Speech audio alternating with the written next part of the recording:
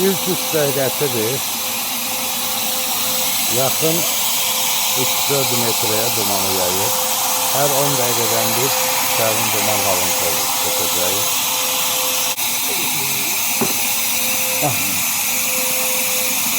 Dumanın getməsini video göstərəcəksə, yəni aparat vurdukça dumanın yayılması. Dumanın nasıl yayıldığını şu anda görüyorsunuz. Şöyle bir yapı için istiyorum. Ben de arayacağım.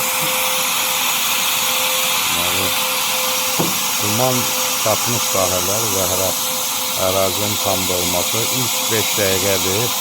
İlk 5 dəqiqədəki dumanın yayılması hal-hazırda görsənir.